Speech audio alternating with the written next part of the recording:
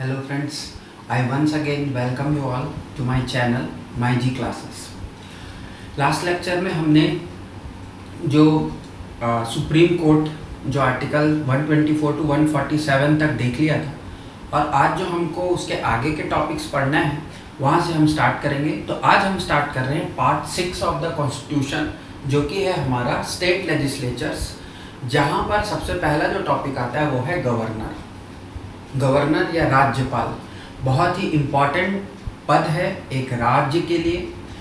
जैसा कि राष्ट्रपति केंद्र में होते हैं वैसे ही राज्यों में गवर्नर का पद अधिक महत्वपूर्ण होता है।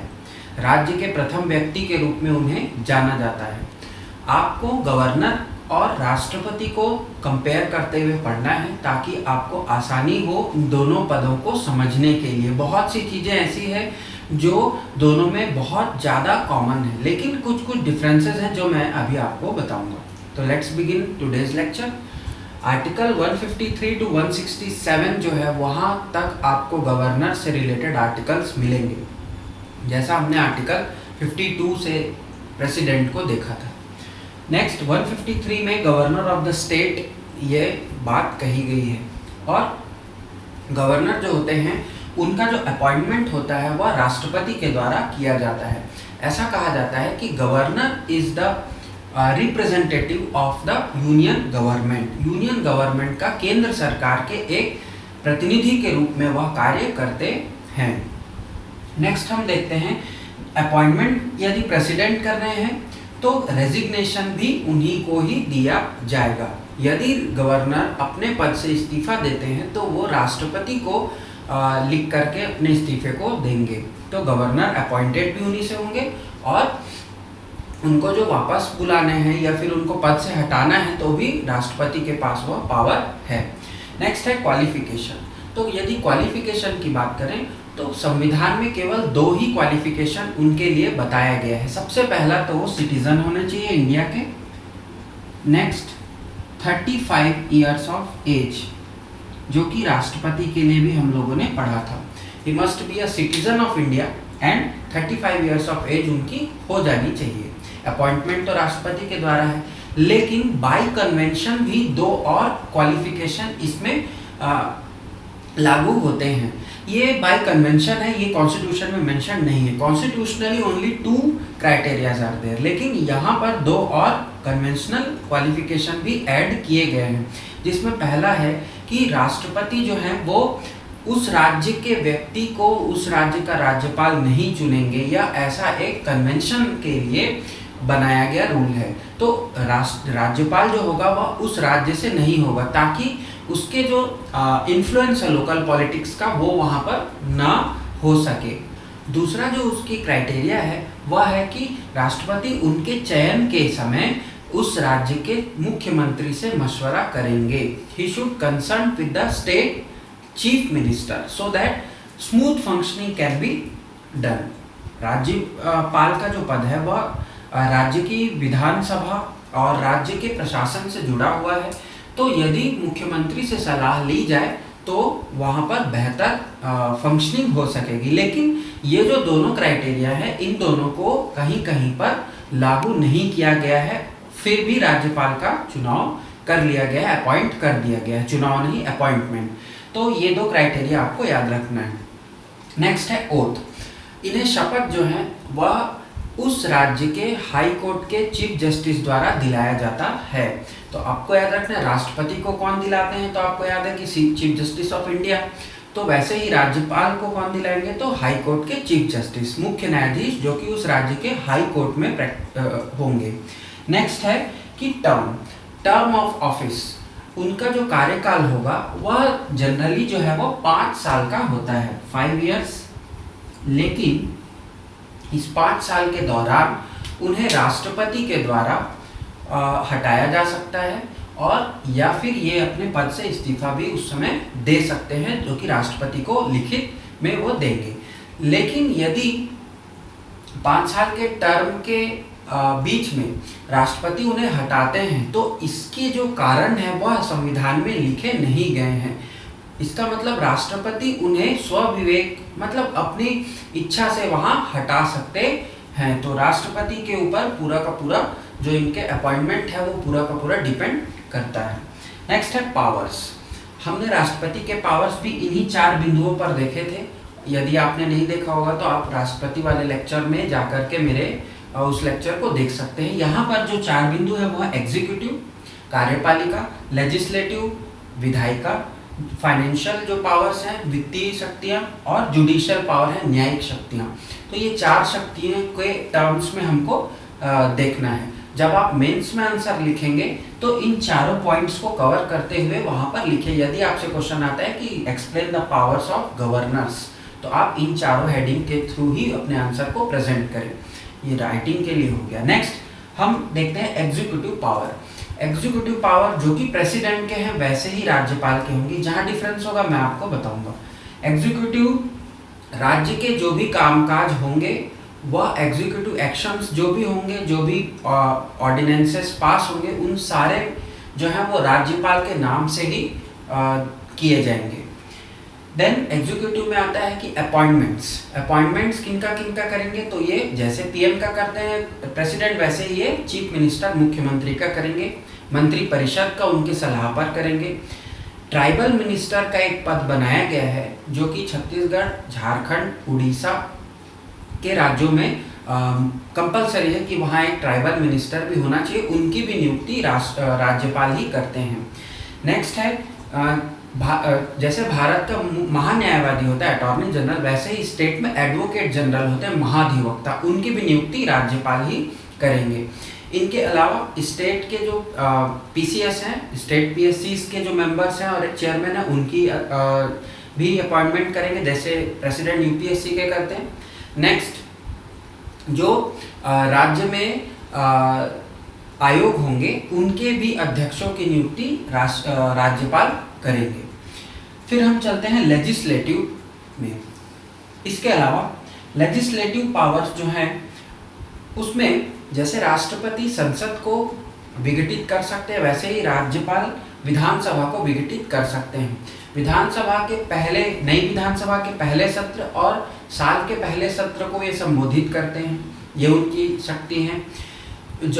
जहाँ पर विधानसभा और विधान परिषद, स्टेट लेजिस्लेचर और स्टेट काउंसिल दोनों हैं, वहाँ के संयुक्त बैठक जो होगी उनके जो बुलाएंगे वो राज्यपाल बुलाएंगे, लेकिन हर राज्य में ये नहीं है। फिर लेजिस्लेटिव एक्शंस में ही जहाँ काउंसिल है, परिषद है, वहाँ 1/6 सदस्यों की नियुक्ति वह राज्यपाल करते हैं। जैसे कि राज्यसभा में 12 सदस्यों की नियुक्ति राष्ट्रपति करते हैं, तो 1/6 सदस्य की नियुक्ति करेंगे। वहाँ पर जो क्लॉज लगते हैं, जो कंडीशंस है वो है कि कला, विज्ञान, समाज सेवा और जो फील्ड्स हैं उनमें कर सकते हैं राष्ट्रपति। यहाँ पर जो एडिशनल एक इनको पावर मिला हुआ है या एक एडिशनल फील्ड मिला हुआ है वो आपको याद रखना है, कोऑपरेटिव मूवमेंट। कोऑपरेटिव मूवमेंट से राज्यपाल इन 1/6 सदस्यों को नियुक्त कर सकते हैं जो राष्ट्रपति को नहीं है। मतलब कोऑपरेटिव मूवमेंट से राष्ट्रपति सेलेक्ट नहीं कर सकते, राज्यपाल कर सकते हैं, बाकी सारा चीज कॉमन है।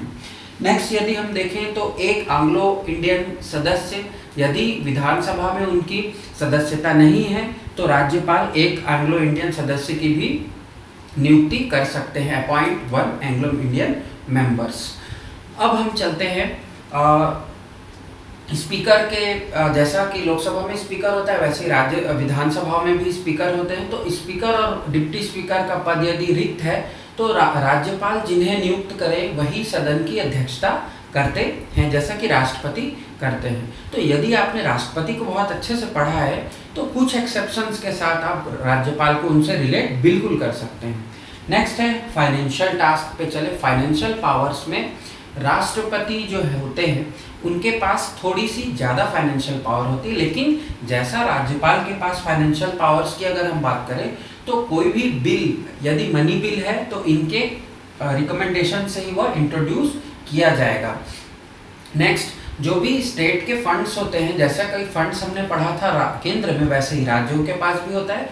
तो राज्यों के पास जो फंड से पैसे निकालने की जो बात है वह भी राज्यपाल के ही पहले प्री अप्रूवल से होंगी।